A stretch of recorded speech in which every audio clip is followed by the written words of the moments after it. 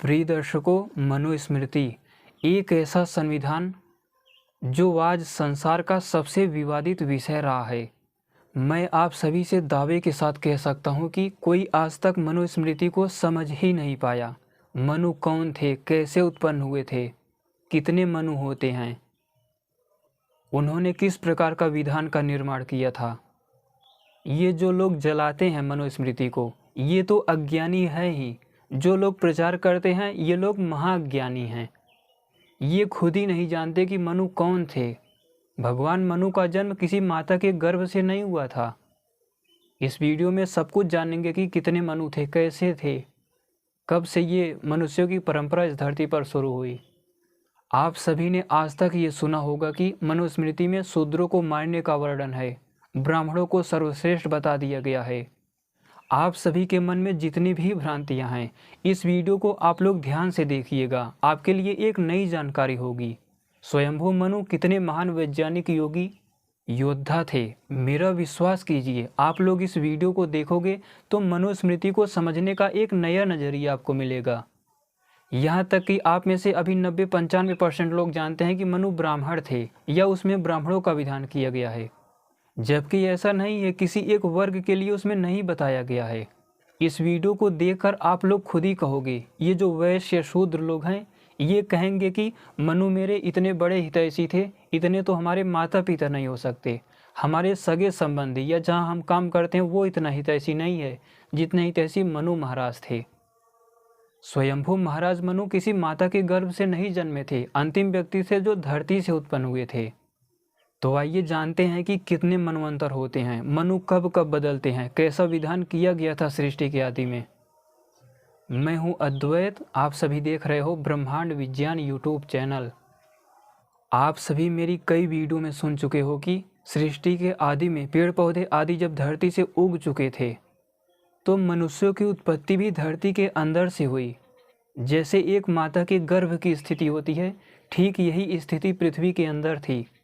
उसकी मिट्टी पवित्र थी, मुलायम थी, जल शुद्ध था, सूर्य की किरणें उस भ्रूण का पोषण करती थी। ये भी मनुस्मृति में आपको मिल जाएगा। तो जो हजारों ऋषि और ऋषिकाएं थे उनकी उत्पत्ति धरती से हुई थी। वो लोग इतने महान थे कि वैदिक मंत्रों को सृष्टि से ग्रहण करते थे मन के द्वारा, सूक्ष्म को, और सृष्टि को पूरी तरह जानते थे। हुआ ये कि उन्हीं अलग अलग ऋषियों के बाद ब्रह्मा आदि अनेक ऋषियों की उत्पत्ति धरती के अंदर से हो चुकी थी। उसके बाद एक अंतिम व्यक्ति जो धरती के अंदर से निकले वो थे स्वयंभू मनु महाराज, भगवान मनु। इसीलिए इन्हें स्वयंभू कहते हैं, क्योंकि ये अंतिम व्यक्ति थे जो धरती के अंदर से निकले थे। श्रोताओं, वास्तविकता ये है कि जो अलग अलग प्रकार के ऋषि उत्पन्न हुए थे वो लोग तो ऋषि थे, ब्रह्मर्षि थे, मुनि थे, देव आदि थे। अलग अलग प्रकार उनके कर्मों के हिसाब से उनको जन्म मिला था। मोक्ष से, मुक्ति से लौटी हुई अनेक जीवात्माएं भी थी। लेकिन ये स्वयंभू मनु महाराज जो उन सभी के उत्पत्ति के बाद धरती के अंदर से उत्पन्न हुए थे, ये इतने महान योगी थे, सृष्टि को वैदिक मंत्रों के माध्यम से, सूक्ष्म के माध्यम से समझते थे। ये इतने बड़े वैज्ञानिक थे, पूरी सृष्टि को जानते थे। फर्क ये है कि दूसरे ऋषियों की तरह ये केवल ऋषि ही नहीं थे।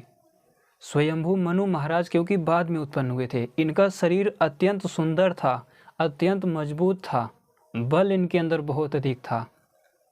मनुस्मृति को जब आप लोग पढ़ोगे, स्वयंभू मनु महाराज स्थिरता पूर्वक आसन में ध्यान में स्थित होकर बैठे हुए हैं। अभी आगे आपको समझ में आएगा कि इनका सामर्थ्य क्या रहा होगा, कितने बड़े थे। तो ध्यान अवस्था में ये मग्न होकर बैठे थे, ईश्वर में स्थित होकर। उस समय ये अपने आत्मा में स्थित थे। वहाँ पर सारे ऋषि मुनि ब्रह्मर्षि जितने लोगों की उत्पत्ति हुई थी उन लोगों ने जाकर स्वयंभू मनु महाराज को घेर लिया, क्योंकि ये अत्यंत विशिष्ट थे, बाहुबल से युक्त थे, इनके अंदर सुरक्षा करने का सामर्थ्य था। इसीलिए सारे ऋषियों, ब्रह्मर्षियों, मुनियों सभी ने इनको चारों तरफ से घेर लिया। वहाँ पर उपस्थित ब्रह्मर्षियों ने कहा, भगवान मनु, अब आप सृष्टि की व्यवस्था बनाइए।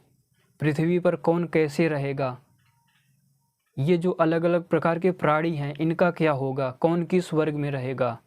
इसके पश्चात स्वयंभू मनु सृष्टि विज्ञान की चर्चा करने लगते हैं। सीधे वे प्रकृति से इस चर्चा को उठाते हैं। ऋषियों ब्रह्मर्षियों ने तो पूछा था कि कैसे कैसे होना चाहिए, कितने वर्ण होने चाहिए। वे ब्रह्मर्षि लोग मनु महाराज से कहते हैं कि आप अव्यक्त हो, अचिंत्य हो, आप सर्वज्ञानी हैं, अब आप ही बताइए कि किस प्रकार की व्यवस्था बनाई जाए। तो मनु महाराज सृष्टि विज्ञान की चर्चा करने लगते हैं।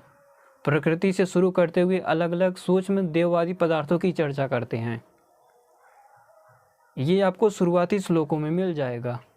ये जो मैंने कहा था कि सृष्टि में भी क्षत्रिय ब्राह्मण वैश्य आदि पदार्थ होते हैं, राजा प्रजाएं रहती हैं, देववादी पदार्थ, असुर पदार्थ, ये जो सारी सृष्टि की व्यवस्थाएं हैं उसकी चर्चा भगवान मनु कर रहे हैं यहाँ पर।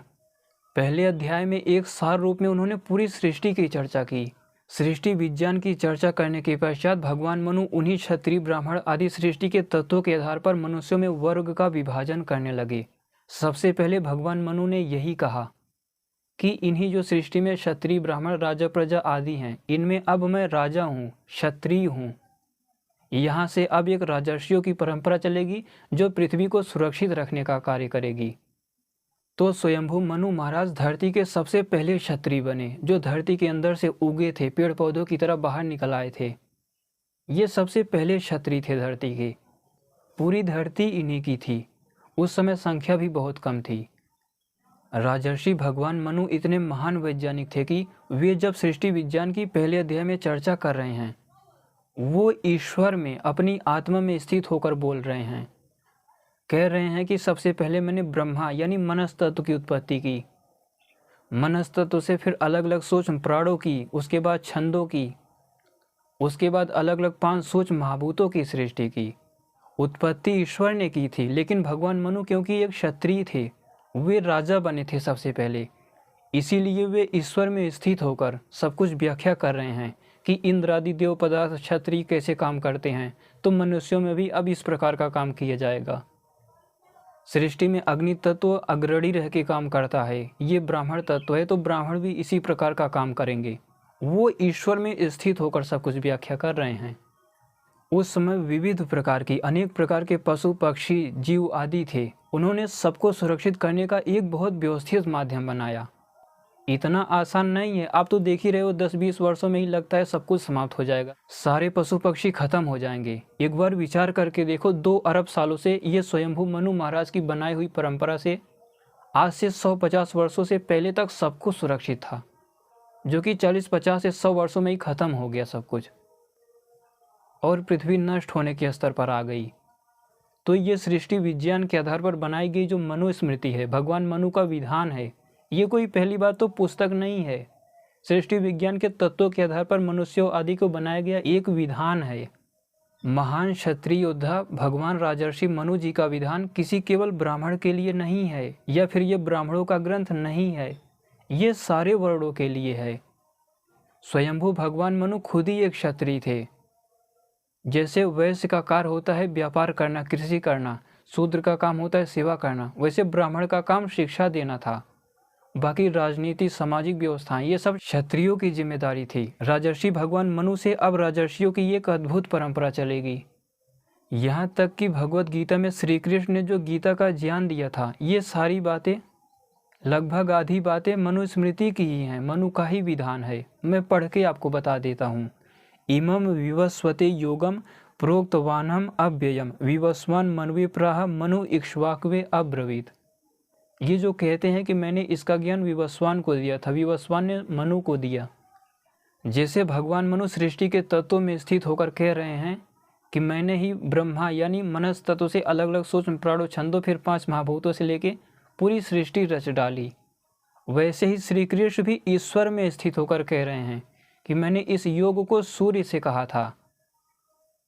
ये सूर्य ऐसा कोई नहीं था जो मनु का गुरु रहा हो, कोई ऋषि रहे हो। सूर्य, इसी भौतिक सूर्य की चर्चा की जा रही है।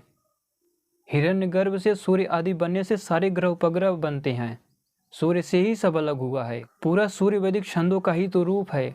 तो सूर्य की किरणों से, अलग अलग कणों से, इसी से तो स्वयंभू मनु महाराज ने वैदिक मंत्रों को ग्रहण किया था। तो श्री कृष्ण यही कह रहे हैं कि ईश्वर ने इसका ज्ञान सूर्य को दिया, सूर्य ने मनु को दिया, राजर्षि मनु ने फिर राजर्षि इक्ष्वाकु को दिया, भगवान मनु भी उन ब्रह्मर्षियों के सामने इसी भाषा में चर्चा कर रहे हैं कि मैंने इन पदार्थों की उत्पत्ति की, इंद्र आदि पदार्थ हैं, कैसे युद्ध आदि करते हैं। अब जो आगे भी राजर्षियों की परंपरा चलेगी, क्षत्रिय आदि होंगे, वो इसी प्रकार युद्ध करेंगे। यही बात श्री कृष्ण भगवद गीता में भी बोल रहे हैं, ईश्वर में स्थित होकर।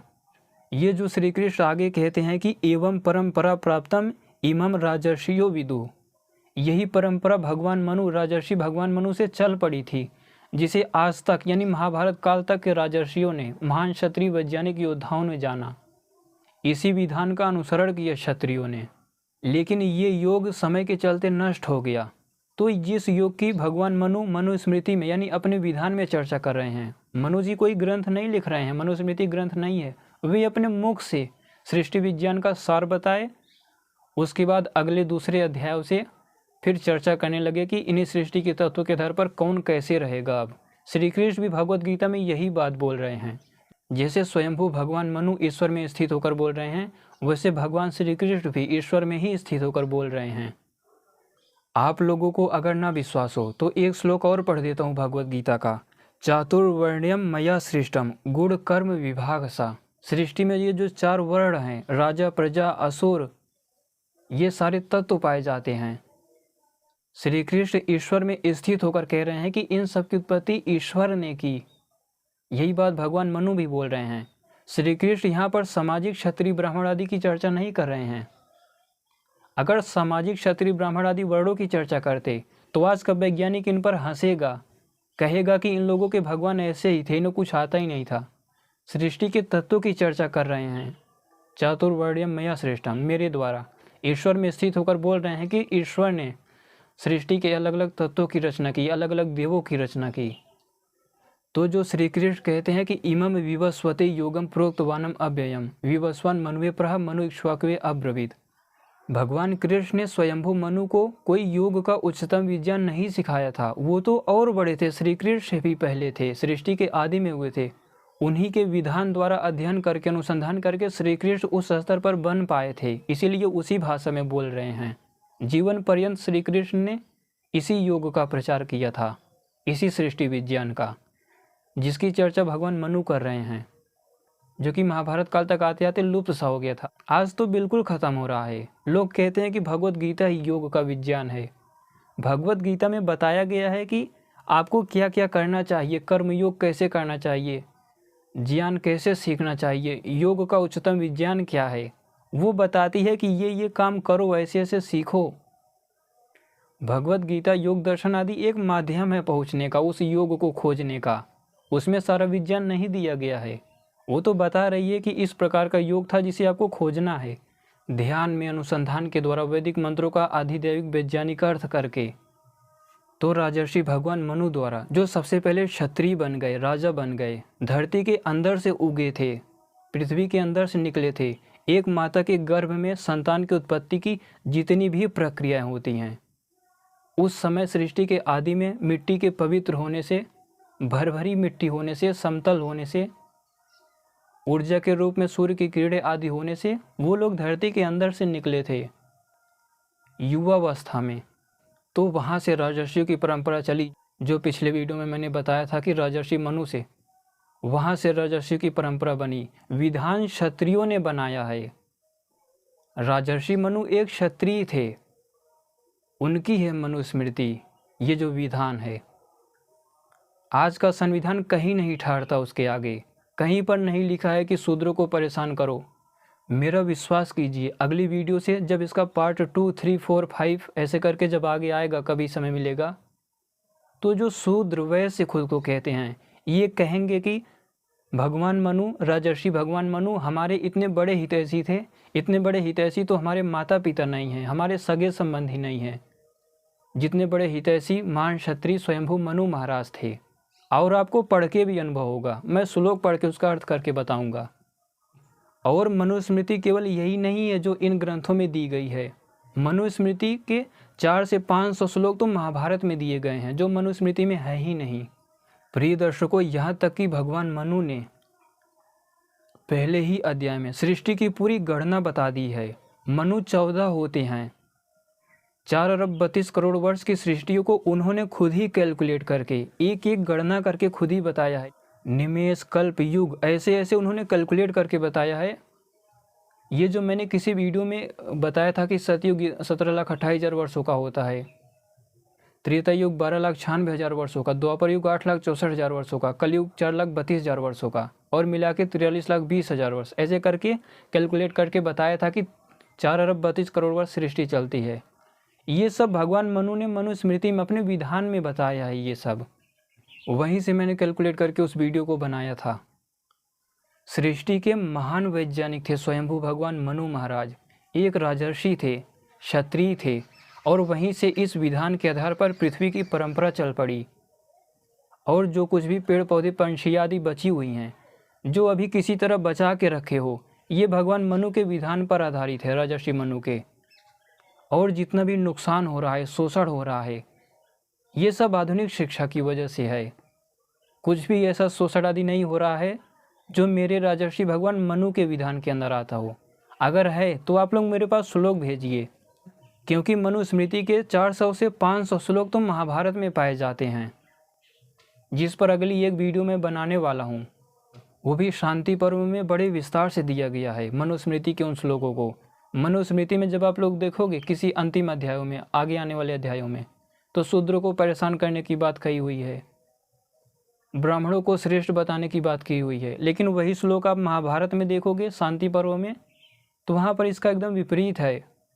ब्राह्मण को भिक्षा मांग के खाने की बात कही गई है, शूद्रों को सबसे बड़ा कहा गया है। शूद्र मतलब अज्ञानी, जो अपनी इच्छा से कोई भी कार्य नहीं करता, जबरदस्ती लगाओ तो ही करता है, इस प्रकार का व्यक्ति। कोई जाति खुद को शूद्र ना कहे। प्राचीन राजर्षियों ने ही इन अलग अलग वर्णों का निर्माण किया था। आप में से कितने ही लोगों के लिए तो ये एक नई जानकारी होगी। अभी तक सब कहते हैं कि मनुस्मृति ब्राह्मणों की है। मनुस्मृति किसी की नहीं है, मनुस्मृति सबकी है। पेड़ पौधों की है, रोड पर गाड़ियों के द्वारा कुचले गए मेढकों की भी है, मरती हुई गायों की भी है, क्षत्रियों की है, वैश्यों की है, सबकी है मनुस्मृति।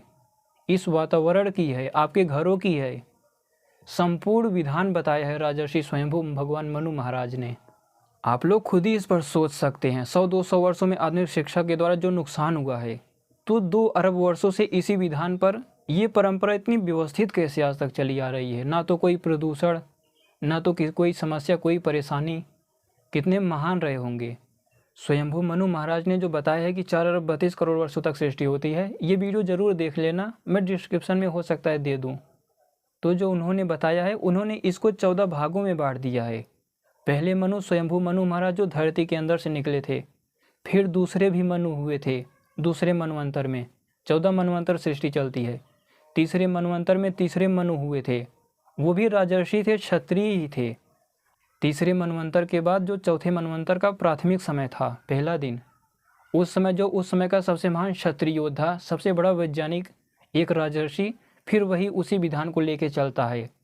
इसीलिए अलग अलग मनु बनाए गए, ये वर्ग मनवंतर बनाए गए, क्योंकि समय के साथ जैसे सिक्के आदि थे, कभी 50 पैसे चलते थे, कभी 25 पैसे चलते थे, कभी 4 आना 10 आना ऐसा करके चलता था। लेकिन आज ये व्यवस्थाएं टूट चुकी हैं। तो वैसे ही थोड़ी थोड़ी व्यवस्थाएं जो टूटी रहे, उनको फिर से क्रमबद्ध करने के लिए ये अलग अलग मनवंतर होते हैं। चौथे मनु आए, फिर 5वें आए, कोई फिर बड़ा राजर्षि वैज्ञानिक योद्धा हुआ जो 6वां मनु बना। इसके बाद जो मनवंतर चल रहा है, सावर्णी मनवंतर, इसके भी एक मनु थे। ये मनुस्मृति इन्हीं की है जो 7वें भगवान मनु थे। ये पूरा मनवंतर जब बीत जाएगा, इसके बाद 8वें मनु आएंगे। ऐसे ऐसे करके 14 मनु होंगे। 14 क्षत्रिय राजर्षियों के हाथों में विधान बनाने का एक वर्णन था, एक व्यवस्था थी।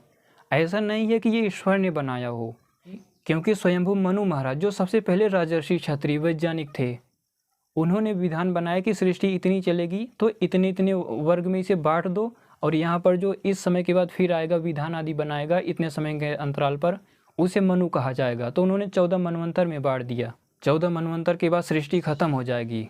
फिर 14 मनवंतर तक 4 अरब 32 करोड़ वर्षों तक प्रलय रहेगा। फिर उसके बाद सृष्टि शुरू होगी। आप ये मत समझिएगा कि सृष्टि प्रलय के बाद जो अगली नई सृष्टि शुरू होगी उसमें भी कोई मनु आ जाएंगे। ये मनु शब्द वेदों से आया है। मनु का मतलब ही मनस्तत्व होता है। उसी से प्रेरित होकर उन्होंने अपना नाम मनु रख लिया। स्वयंभू थे, स्वयं उत्पन्न हुए थे, धरती थे, तो स्वयंभू मनु। अगली बार हो सकता है दूसरा कोई हो, वो अलग व्यवस्था होगी। हालांकि सृष्टि के तत्वों के आधार पर अगर देखें तो व्यवस्थाएं इसी प्रकार की रहेंगी, लेकिन वो आत्मा दूसरी हो जाएगी और नाम भी बदल जाएंगे। वर्गों को तो क्षत्रिय, ब्राह्मण, वैश्य, शूद्र आदि कहा जाएगा, सारी व्यवस्थाएं यही होंगी। पेड़ पौधे सब इसी प्रकार से होंगे, वैदिक छंदों से उत्पन्न होंगे। लेकिन जिनका नाम मनु था, हो सकता है वहाँ पर फिर कोई दूसरा व्यक्ति हो। वो क्षत्रिय ही रहेगा, राजर्षि ही रहेगा जो विधान बनाएगा, व्यवस्था बनाएगा। तो विधान ऐसे ही बनाया गया था। खूब आप लोगों ने सुना कि शूद्रों को मार दो, इन्हें समाप्त कर दो। जब पहले अध्यायों में देखोगे तो सृष्टि का बहुत गहरा विज्ञान है, वो भी सार रूप में है। आप में से कितने ही लोग सोच रहे होंगे कि वीडियो तो मैंने देखना शुरू किया था कि क्या सच में शूद्रों को परेशान करने का श्लोक है, ये सब मुझे बताया जाएगा। लेकिन ये सृष्टि विज्ञान की चर्चा करने लगा, मैं नहीं करने लगा। स्वयंभू भगवान मनु, राजर्षि मनु करने लगे। सृष्टि विज्ञान, जैसे सृष्टि में राजा होते हैं, प्रजाएं रहती हैं, इंद्र आदि वरुण क्षत्रिय पदार्थ होते हैं, सोम तत्व होता है, अग्नि तत्व होता है, सूक्ष्म कण आदि जो व्यापार करते रहते हैं, अट्रैक्ट, रिपल्सन, ये सब उसी के आधार पर मनुष्यों में कर्मों के आधार पर वर्ग बनाया था स्वयंभू राजर्षि मनु जी ने। ऐसा नहीं है कि पृथ्वी पर आज ही अधर्म बढ़ा है। स्वयंभू राजर्षि भगवान मनु से आगे देखोगे तो राजर्षि भगवान सगर तक तो व्यवस्थाएं और बिगड़ चुकी थी। लाखों क्षत्रियों के साथ हुए, फिर धरती को जीतकर फिर इसी मनु का विधान दिया उन्होंने। यही काम राजर्षि भगवान भगीरथ ने किया था, उसी वंश परंपरा में आते थे। उसके बाद राजर्षि श्री रामचंद्र, इन्होंने भी पूरी धरती जीतकर फिर से मनुस्मृति की ही स्थापना की थी। महाराज युधिष्ठिर थे, श्री कृष्ण आदि थे। भगवत गीता और मनुस्मृति पढ़ोगे तब आपको समझ में आएगा। श्री कृष्ण जो ईश्वर में स्थित होकर कह रहे हैं कि चारों वर्णों की सृष्टि मैंने की, देववादी पदार्थ ऐसे कार्य करते हैं, वो ईश्वर में स्थित होकर कह रहे हैं कि ईश्वर ने ये सारे कार्य किए। ऐसे ही भगवान मनु भी कह रहे हैं कि मैंने ब्रह्म प्रजापति मनस तत्व को उत्पन्न किया, उससे अलग अलग प्राणों को उत्पन्न किया, अलग अलग वेदों को, छंदों को उत्पन्न कर दिया, फिर इनको मिलाकर अंतरिक्ष, वायु तत्व, अग्नि, ये सब बना दिया और स्थावर जंगम सारे पशु पक्षी प्राणियों का निर्माण कर दिया। वो भी तत्वों में स्थित होकर बोल रहे हैं, दोनों एक ही भाषा में बात कर रहे हैं। कोई ब्रह्म में स्थित हुआ खुद को ऐसा कहे कि मैंने ये सब रचा है, तो समझो वो धरती का सबसे महान वैज्ञानिक है, कोई बहुत बड़ा राजर्षि है। हर व्यक्ति नहीं कहता था ये, लेकिन कुछ लोगों ने कहा है। आज तो इसकी परंपरा ही चल पड़ी है, हर गुरु खुद को ईश्वर कहने लगा है, ईश्वर का अंश अवतार कहने लगा है खुद को। जबकि धरती पर व्यवस्था बनाना, शासन करना, राजनीति देखना, पशु पक्षी गाय आदि की रक्षा करना क्षत्रियों के काम थे। ये मनुस्मृति किसी ब्राह्मण की नहीं है, किसी एक वर्ग की नहीं है, सबकी है। वो एक एक पशु पक्षी की है जो आज प्रजातियां समाप्त हो जा रही हैं। इसी विधान की रक्षा के लिए राजर्षि लोग पूरी धरती को जीत लेते थे और कोई विकल्प ही नहीं है। आप किसी बड़े उद्योगपति एलोन मस्क जैसे लोगों का पैर नहीं पकड़ सकते। प्राचीन राजर्षि, महान वैज्ञानिक, क्षत्रिय योद्धा किसी भी हद तक जाते थे मनुस्मृति के, स्वयंभू मनु महाराज के विधान की रक्षा के लिए। प्रिय दर्शकों, मैं फिर कहता हूँ, भगवत गीता संपूर्ण मत समझ के चलो। भगवत गीता में तो बताया गया है कर्म योग पर कैसे चलो, ज्ञान योग क्या होता है। अब आपको उसके लिए वेद आदि पढ़ने होंगे, वेदों के आधिदैविक आध्यात्मिक अर्थों पर मनन चिंतन करना होगा, आत्मा आदि को खोजना पड़ेगा। श्री कृष्ण जो जानते थे, एक सार रूप में उन्होंने भगवत गीता के रूप में अर्जुन को योग की शिक्षा दी थी। यहाँ पर श्री कृष्ण खुद ही कह रहे हैं कि स्वयंभू मनु महाराज जिस योग को जानते थे, मैं तुझे वही योग बता रहा हूँ। तो इसका ये तात्पर्य नहीं कि श्री कृष्ण ने मनु को शिक्षा दे दी हो। श्री कृष्ण ब्रह्म में स्थित होकर बोल रहे हैं। बहुन में व्यतीतानि जन्मानि तोचा अर्जुना, मेरे तेरे बहुत से जन्म हो चुके हैं, मैं जानता हूँ लेकिन तुम अभी नहीं जानते हो। वैसे अर्जुन भी एक योगी थे, महान वैज्ञानिक थे, अन्यथा पाशुपत जैसे दिव्यास्त्रों को प्राप्त करना इतना आसान नहीं होता। तो उसी स्तर का योगी दूसरे योगी को समझ भी सकता है। मूर्ख नहीं थे अर्जुन जो आज प्रचार किया जाता है। बहुत बड़े योद्धा, महान वैज्ञानिक, योगी थे। अगली वीडियो में जो इसका पार्ट 2 आएगा, उसमें मैं मनुस्मृति में जो अलग अलग मनुष्यों की अलग अलग कैटेगरियाँ बनाई गई हैं, इसको महाभारत के भी उन श्लोकों को लेकर दोनों को मिला के बताने का प्रयास करूँगा। मनुस्मृति के 400 से 500 श्लोक तो महाभारत में दिए गए हैं जो मनुस्मृति में है ही नहीं। वैसे मैं किसी को जाति से मानता ही नहीं, चाहे वो शूद्र आप कहो, वैश्य कहो, कुछ भी, जाति से कुछ नहीं होता। लेकिन हाँ, कर्मों से कोई अज्ञानी है, दुष्ट है, या ज़बरदस्ती कोई काम करो, बलपूर्वक लगाओ तभी करेगा, वो भी मनुस्मृति को पढ़ के, महाभारत से जिन श्लोकों को मैं दिखाऊंगा उसे पढ़ के उसे भी गर्व होगा। वो भी ये कहेगा कि इतने हितैषी तो मेरे माता पिता या सगे संबंधी नहीं है जितना राजर्षि भगवान मनु जी थे। ये जो लोग मनुस्मृति को जला रहे हैं वे अज्ञानी तो हैं ही, जो प्रचार कर रहे हैं वो उनसे भी बड़े अज्ञानी हैं, क्योंकि गलत प्रचार किया जा रहा है। आपको राजर्षि स्वयंभू मनु के विधान में ऐसे ऐसे श्लोक मिलेंगे, रास्ते पर रथ या कोई वाहन चल रहा हो, मेढक हो, गाय हो, पशु पक्षी हो, अगर उन्हें रास्ते में कुचला जा रहा हो किसी वाहन के द्वारा, बस ट्रेन आदि के द्वारा, तो वहाँ पर ब्राह्मणों का काम है, अगर कोई ब्राह्मण रहे तो उसे जाके शिक्षा के द्वारा समझाने का प्रयास करे, अगर वो दुष्ट ना माने तो वहाँ से चला जाए। वहीं पर अगर रास्ते के किनारे कोई शूद्र खड़ा हो, देख रहा हो, तो जब वो वाहन चला जाए तो फिर गाय हो, कुत्ता हो, उसको ले जाके दफना दे, कहीं ज़मीन में गाड़ दे। कोई वैश्य हो तो शूद्रों का काम वो नहीं कर सकता, किसी शूद्र को पैसा दे के पकड़ के ये काम करा ले। लेकिन अगर कोई क्षत्रिय हो वहाँ पर, तो वहाँ पर वो दुष्टों को दंड देने का अधिकारी है। भगवान मनु इसका आदेश देते हैं। कोई कुत्ता, मेढक, बैल अगर ये रास्ते में किसी वाहन से टकराते हैं, क्षत्रिय का काम है वहाँ पर उसकी रक्षा करना। अगर नहीं कर पाया तो सामने वाले शत्रु को दंड दे वो। प्रिय श्रोताओं, आप लोग सुनकर आश्चर्य करोगे, मनुस्मृति में सबसे कठिन किसी के लिए विधान है तो वो है क्षत्रियों के लिए सबसे कठिन। क्योंकि आप लोग जानते हो कि विद्वान तो ज्ञान के द्वारा बताएगा, मानेगा नहीं मानेगा हट जाएगा, शूद्र वहाँ से ले जाके ज़मीन में कहीं गाड़ देगा, वैसे किसी दूसरे को पैसे दे के ये सब काम कर लेगा। लेकिन मान लीजिए आज की दृष्टि से रोड पर पड़े हुए पशु को अगर कोई मारता है, पशु पक्षी को, छोटे जीवों को, वहाँ पर अगर कोई क्षत्रिय जाता भी है लड़ने, तो आज की दृष्टि से तो उस पर मुकदमा हो जाएगा, इसे अपराध माना जाएगा कि इसने गलत किया। जो जीव जंतु मर रहे हैं मरने दे उसे, बल्कि उसके ऊपर ही FIR हो जाएगा आज का जो समय है। लेकिन भगवान मनु क्षत्रियों के लिए सबसे कठिन विधान बनाया है, क्योंकि पृथ्वी का संविधान बनाने वाला ही एक क्षत्रिय है, राजर्षि है। सबसे कठिन विधान क्षत्रियों के लिए है, ये क्षत्रियों का है। कहीं पर अन्याय अत्याचार आदि होता था, इसीलिए राजर्षि लोगों की परंपरा थी धरती को जीतने की। इसी मनुस्मृति के लिए, स्वयंभू मनु महाराज के लिए वो धरती को जीतते थे। इसी का विधान लागू करके फिर यज्ञ हवन आदि करते थे, चक्रवर्ती राजा कहे जाते थे। आप चाहे कितने भी बड़े विद्वान हो, कैसे भी वैदिक विज्ञान पर अनुसंधान करते हो, राजर्षियों की ये परंपरा जीवित रखे बिना धरती को सुरक्षित रखना असंभव है। हो ही नहीं सकता कोई इस धरती को बचा सके, क्योंकि राजर्षि भगवान मनु जी से बड़ा, राजर्षि भगवान सगर से बड़ा, भगीरथ से बड़ा कोई नहीं है धरती पर। बहुत बड़े महान क्षत्रिय वैज्ञानिक योद्धा हुआ करते थे। तो मैं कह रहा हूँ ये मनुस्मृति आप सबका है, हर एक जाति वर्ग का है। और एक बार आप लोग पढ़ के देखिएगा।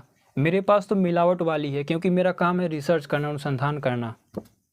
इसमें जो मिलावट की गई है, महाभारत के कुछ अध्यायों में बड़े अच्छे से उस मिलावट को स्पष्ट तरीके से सही चीज़ों को बताया गया है। राजर्षि भगवान मनु ना तो किसी ब्राह्मण के थे, ना तो किसी एक के थे, भगवान मनु सबके थे। राजर्षि मनु, स्वयंभू महाराज मनु के पास हर एक समस्या का समाधान था। आज आप लोग कहीं परेशान होते हो तो सरकारों को याद करते हो, लेकिन अगर कोई पशु पक्षी मारा जा रहा हो तो वो किसे याद करेगा? इसका भी बहुत व्यवस्थित विज्ञान मनुस्मृति में दिया गया है। क्षत्रियों को तो विशेष निर्देश दिया गया है। पढ़ने से ऐसा लगता है कि अगर क्षत्रिय ऐसे हो जाते, क्षत्रिय मतलब कोई जाति मत लीजिएगा आप लोग, हर सनातन धर्म के लिए लड़ने वाला, और वास्तव में लड़ने वाला होना चाहिए, महाराणा प्रताप, पृथ्वीराज चौहान आदि को लेकर चलने वाला। ऐसा नहीं कि हर लड़ने वाला क्षत्रिय हो जाएगा, अन्यथा जो दुष्ट हैं, आतंकवादी लोग हैं, हिंदुओं में दुष्ट लोग, यही खुद को क्षत्रिय बोल देंगे। बल्कि ये मनुस्मृति अगर लागू कर दी जाए तो 90% ब्राह्मणों को समाप्त कर दिया जाएगा। कौन आज वेद पढ़ता है? जिन वैदिक मंत्रों का अर्थ मैं करके बता रहा हूँ, जिस वैदिक विज्ञान पर अनुसंधान करके चर्चा कर रहा हूँ, आपको लगता है कोई वैदिक मंत्रों का अर्थ कर सकता है? 90% ब्राह्मणों को ख़त्म कर दिया जाएगा अगर यही मनुस्मृति रही तो। क्षत्रियों को भी दंड दिया जाएगा, वैश्य और शूद्रों को भी दंड दिया जाएगा। बल्कि जो जलाने वाले लोग हैं मनुस्मृति, पहले उन्हें कुछ छूट भी दी जाएगी। अज्ञानी है, ये नहीं जानते, इसको स्वरूप को अच्छे से जान ले तब जलाएं, तब उन्हें दंड का विधान है। शूद्र के लिए कम विधान किया गया है। 2-3 वीडियो के बाद जब इस पर मैं पार्ट 2 बनाऊंगा, आप लोग वहाँ पर देखोगे। आज व्यवस्था ऐसी है, कोई राजनेता जेल में बंद होता है तो उसके लिए अलग व्यवस्था होती है। कारागार में वो राजनेता या कोई कथावाचक हो, वो बड़े ऐश आराम की ज़िंदगी जीता है। दूसरी तरफ कोई शूद्र हो तो बहुत परेशान किया जाता है। छोटे मोटे अपराध के लिए शूद्र को तो तुरंत छोड़ दिया जाता था। मैं महाभारत से मनुस्मृति के कुछ श्लोक दिखाकर आपको बताऊंगा। वैश्यों को थोड़ा उससे ज़्यादा, क्षत्रियों को उससे और ब्राह्मणों को सबसे ज़्यादा दंड का विधान था। इसीलिए मैंने कहा कि मनुस्मृति की गलत परिभाषा बताई जा रही है। आप में से 50% लोग, आधे लोग तो यही नहीं जानते कि ये मनुस्मृति है किसकी।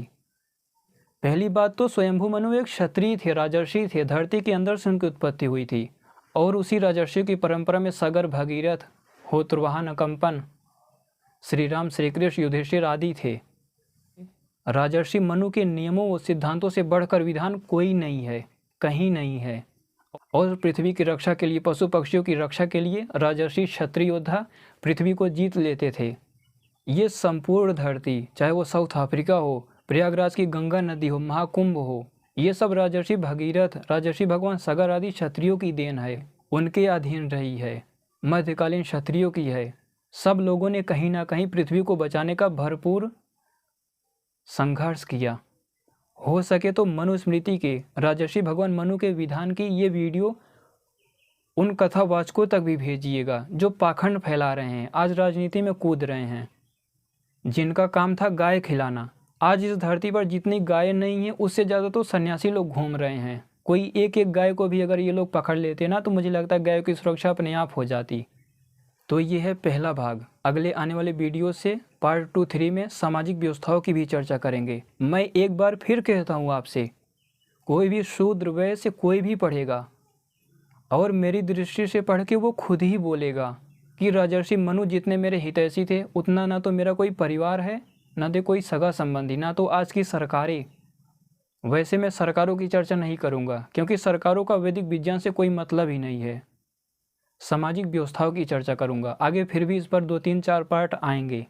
आज तक आप सभी लोगों के द्वारा सुनते रहे हो कि मनुस्मृति में ये है, शूद्रों को शीशे के द्वारा बेच दिया जाए, उन्हें परेशान किया जाए। लेकिन ये किसी ने आपको नहीं बताया होगा कि मनुस्मृति में सृष्टि का बहुत गहरा विज्ञान है। और वो भी ऐसा नहीं है कि वो विज्ञान मैं किसी श्लोक से खोज के आपको बता रहा हूँ। पहले श्लोक से अंतिम श्लोक तक जो पूरे पहला अध्याय है, उसी में ये विज्ञान है। आप खोलोगे, श्लोक को शुरू करोगे पढ़ना, वहीं आपको दिखना शुरू हो जाएगा।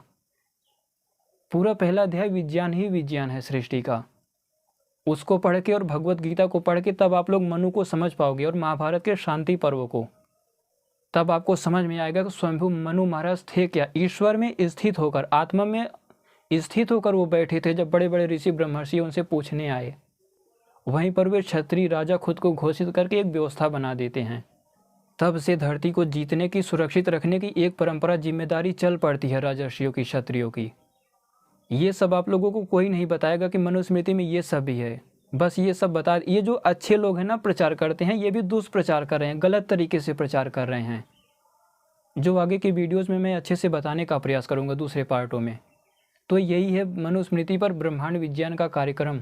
वीडियो को पूरा देखने के लिए धन्यवाद।